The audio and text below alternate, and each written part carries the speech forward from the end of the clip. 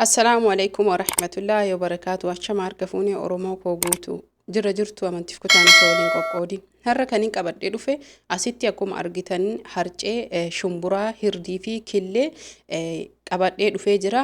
Asirratti gaafilee namoota hedduu deebiin ta'a akkasumas dhibbarraa dhibbatti fayyadamta yoo ta'e maadiyaatii fi bakka isin gurraachate hunda isinirraa balleessa.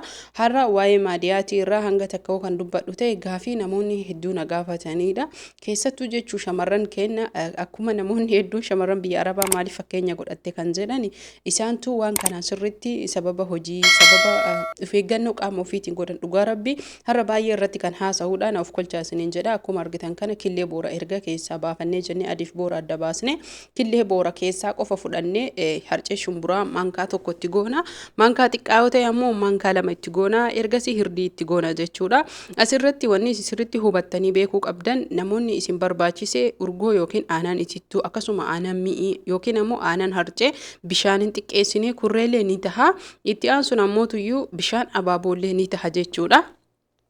Waa'ee maadiyaati namoonni hedduun hin baduu hin kijibdanii jedhan warroonni waa himtan waa barsiisan hattan ogeeyyiin fayyaallee hin sobanii hin badu jedhan maadiyaatiin eeyyan dhugaadha hedduu abdii nama murachiisaa nama aarsaallee hedduu walumaa galatti fuulli kiyya hin deebi'u waan jettanii jala sarartan isiniif fakkaata tokkoffaa irratti maadiyaatii ofirraa balleessuu fi dibanni mana keessatti dibannuufis tahee akkasuma mootuyyuu iskiraappiin adda addaa nurratti dirqama hubadhaa maadiyaatii balleessu yoo barbaadan keessa garaa keessanii irraa kaastanii hanga alaatitti fayyadamuun keessan dirqama.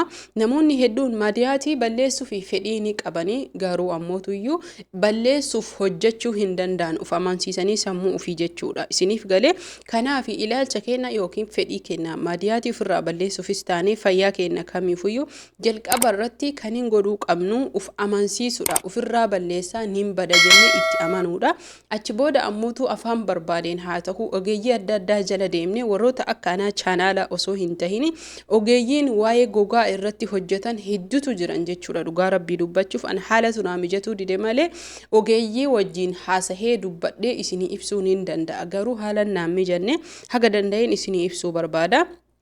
Akkuma asitti argitan kuni amma dibanni asitti argitan kuni shumburaa harcee shumburaa hirdii fi akkasuma killee boora yoo kan walitti dhaabnee dibannee akkasuma mootuyyuu karaalee shumburaa ittiin daakkannu karaalee hedduutu jira. Shumburaa jiraa isaa dhiyeeffannee galgala bishaaniin naqnee bulchinee ganama mootuyyuu maashinaan dhooyne bishaan isaa san yookiin ammootuyyuu walumaa galatti isaa akka juusii tahee furdate sanis fayyadamuu ni dandeenya harcee boqqolloo wajjiilleen karaalee hedduun jechuudha.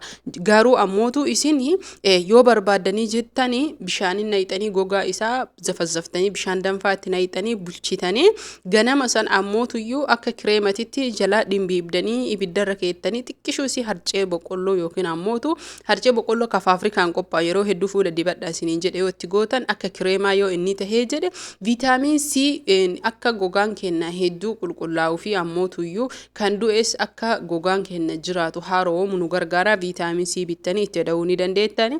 Yeroo hedduu asirratti wanni ani isinii himuu qabu hubannoon namni keenya itti fudhate fuula maadiyaatii ofirraa balleessuuf waan fuula keenya addeessu jedhee yoo an dubbadhe fuula gurraacha nama gurraacha akka addaatu jechuu akkasitti hin fudhatina. Kana jechuun namni magaallis maadiyaatiin hedduu daran isa gurraachessa gurraacha odoo tahe maadiyaatiin gurraachinni isaa uumamaa sun hedduu bareeda garuu maadiyaatiin hedduu kan isa yaachisuu fi fuula isaa isa balleessudha jechuudha.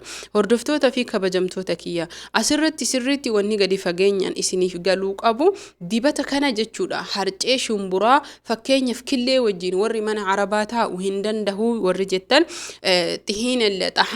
xahiina hammus jettanii bittanii xahiina hammusii kana erga bittanii jettanii haaluma salphaa taheen harcee boqqolloo wajjiin yookiin ammootuyyuu mana keessan keessatti akka yeroo hedduu kireema harcee boqqolloo irraa hojjennu lubaana ta'an hojjennu isiniif hedduu hojjadhee jira. Namoonni viidiyoo kiyya hin ilaalle jala deemtanii ilaaluu ni dandeettani. erga inni akka kireematitti bahee jedhee ammoo yoo barbaadanii jettan viitaamin C bittanii faarmaasii hunda ciisa viitaamin C fuula naa kenni yoo jettaniin beekamaadha jechuudha. Kan fuula keessaniif ta'u kan fuula finniisatitu jira, kan fuula zayitii qabu fuula gogaa jiddu galeessa ta'etu jira. Kana faarmaasii dhayitanii adda baafattanii booddee sanii ammootuyyuu harcee shumburaa kana erga harcee boqqolloo wajjin ibidda irratti akkam isinii hime kanatti hojjettanii geessitanii daayitanii dhimbiibdanii jala distiin qulqullina qabu foolii nyaataa kan hin qabne walumaa galatti foolii urgooytu yookiin qimamii kamiyyuu kan hin qabne erga fayyadamnee geessinee maal goonaa qadaadatti naqannee firiijii kaayannee galgala fuula keenya dibannaa jechuudha. Hordoftoota fi kabajamtoota kiyya meessa dibattan gola keessan hirribaa keessatti fuula keessan saamunaan dhiqattanii namoonni fuulli keessan maadiyaati sirritti qabu saamunaa paappayaa akkasuma mootuyyuu saamunaaleen hedduutu jira akkaataa fuula keessaniitiin saamunaan hirriillee bareeda nu gargaara jechuu akka fuulli keenya daran dafee hanga takka ifaa deemu nu gargaara. Booddee sanii ammootuyyuu galgala daqiiqaa ofirra dibattanii sa'a tokko ofirra tursiistanii gola keessan keessatti yookiin ammootuyyuu ofirraa bishaan oowwan dhiixanii oowwaa yoo ibiddarra oowwisaa miti biyya Arabaa bishaan oowwadha innuu mataan isaa bishaan oowwan dhiqattanii garuu ammoo dirqama waan bishaan oowwaa ta'eef keessattuu biyya Arabaa bishaan xiqqoo oowwaa san ammootu deebitanii maal gootanii taljii yookiin ammoo baradoo yookiin bishaan qabbanaayaan fuula keessan lolla'attanii jechuudha. Kana wanni gootanii fi bishaan oowwan dhiqachuuf akka gogaan keessan yookiin ammootuyyuu fuulli keessan kuni banamuu fi booddee sanii ammootu yoo banaasan bishaan oowwan ka dhiqanne kana dhiifne wantoonni adda addaa baakteeriyaanis dhawiinsi qilleensi adda addaa nu seenee maadiyaatii hedduu nu dabaluu danda'a. Kanaaf bishaan qorraan ammoo gogaan keenya akka dafee suntuuramu yookiin cufamu nu gargaara jechuudha. Rifatee akka dafee walitti cufamu nu gargaara rifachiisa. Haala kanaan erga fayyadamtanii jettanii looshinii fuula keessaniif ta'u yaa obboleeyyan kiyya ani kireema dibadhuun beeku ani maal dibadha kireemni looshiniin fakkeenyaa fi baaziliiniin mataan isaa dibata fuulaati kireema yookiin ammootuyyuu waan fuula keenya hedduu bareechisanii fi laaffisanirraa masaaja osoo ittiin goone tokkoffaa lammaffaa irratti ammoo zayituunni galgala osoo viitaamin E fi viitaamin C itti dabaltanii warri fuulli keessan gogaa yookiin ammoo noormaala tahe yoo dibattanii yookiin itti masaaja gootanii raftan baatii takkaa fi baatii lama keessatti fuula keessan isinitti hin fakkaatu fuula hedduu masaaja yogguu dibdan kana masaaja gootan fuulli keessan akka boqokuu fi boqoon keessan akka dabalaa bahaa deemu akkasuma fuulli gadi jigee akka ka'ee ijaaru jechuudha.